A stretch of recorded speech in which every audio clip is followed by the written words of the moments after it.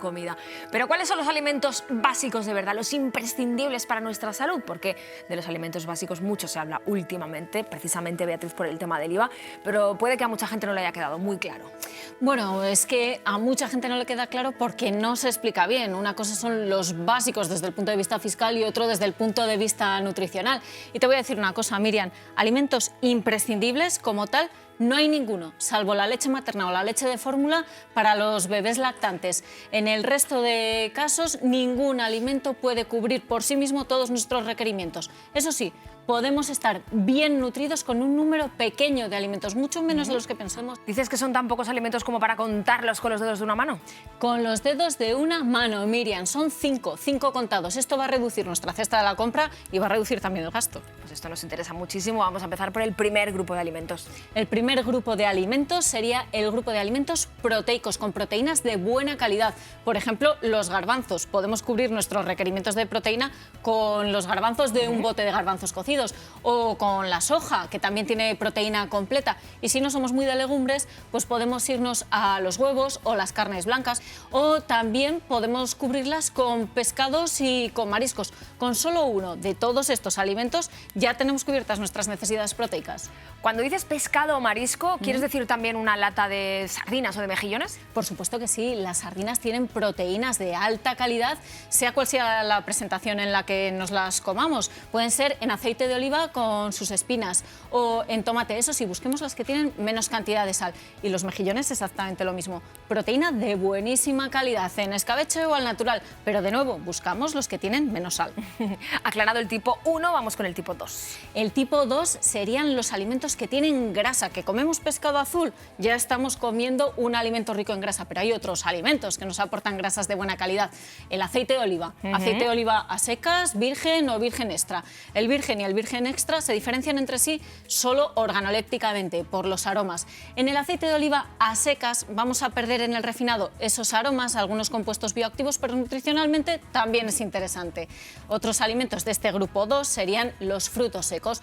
Frutos secos al natural o frutos secos tostados. Nada de frutos secos fritos o salados. Y otro alimento muy interesante de este grupo, el aguacate. Cualquiera de estos cubre nuestras necesidades de grasa. Alimento básico número 3. Serían las verduras frescas, verduras congeladas y cocinadas.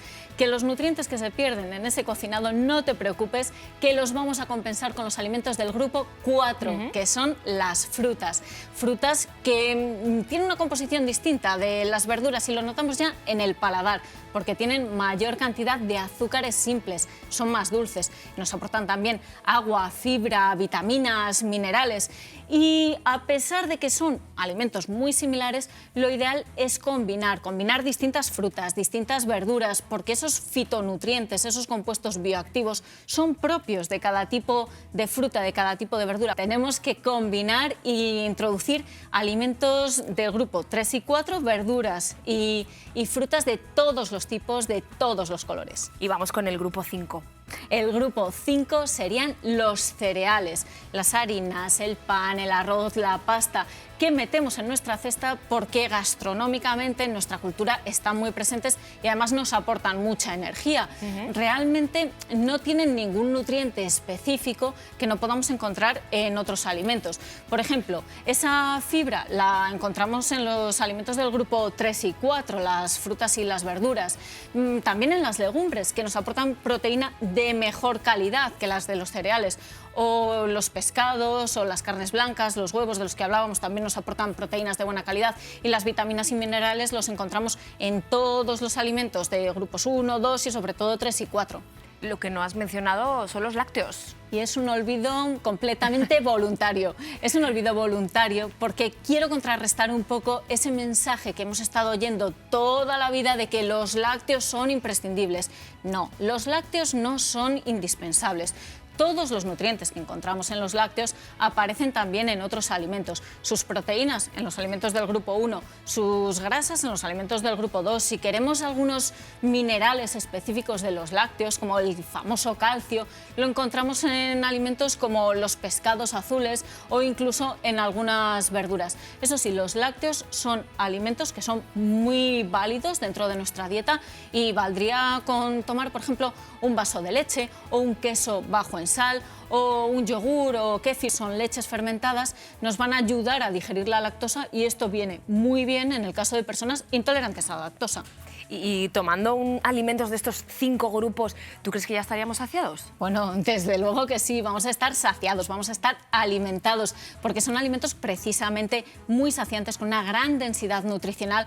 Nos vamos a saciar gracias a esa fibra y ese agua de las frutas y las verduras, gracias a la grasa de los alimentos del grupo 2, gracias a las proteínas que son muy saciantes de los alimentos del grupo 1. Son alimentos con gran densidad nutricional porque tienen muchos macronutrientes, muchos micronutrientes por cada kilocaloría. Y un ejemplo de estos alimentos de grandísima densidad nutricional son las coles o el huevo cocido, los pescados, los mariscos, los moluscos bivalvos, como los mejillones. Lo que pasa es que aquí faltan algunos alimentos, algunos productos. ¿Dónde quedó aquello de hay que comer de todo? Pues ha quedado en el pasado y ahí se tiene que quedar. Es un mensaje que era muy válido en el momento en que se emitía, hace décadas, cuando había mucha necesidad y no había tanta variedad, tanta oferta de alimentos. Ahora mismo esa oferta de alimentos se ha incrementado exponencialmente gracias a la aparición de alimentos ultraprocesados, alimentos que son completamente superfluos y que son insanos y que no son imprescindibles y no son necesarios para nosotros por 2 motivos. Uno, por lo que tienen y otro, por lo que no tienen. ¿Qué no tienen? No tienen una matriz alimentaria compleja en la que podamos encontrar esos nutrientes tan interesantes, esos compuestos bioactivos, esas grasas saludables, esas proteínas de alto valor biológico. ¿Y qué es lo que tienen? Pues tienen grasas de mala calidad, tienen mucha sal añadida, muchos azúcares añadidos, por eso no van a formar parte de nuestra lista. Calorías vacías, ¿no? Calorías vacías, de las que se habla mucho, precisamente en el caso de los ultraprocesados, que podemos identificar porque tienen esos envases tan llamativos y porque, además, si te fijas, todos están hechos con muy pocos ingredientes, todos iguales, combinados entre sí. Harinas, azúcar, sal, grasas, todos estos alimentos que no son necesarios en absoluto, que incrementan el precio de nuestra cesta de la compra y que podemos sustituir por esos alimentos de los grupos 1, 2, 3, 4 y 5 que hemos visto hoy. Además es que cada euro cuenta y cuando hablamos de nuestra salud, más. Muchas gracias, Beatriz. Gracias, Miriam.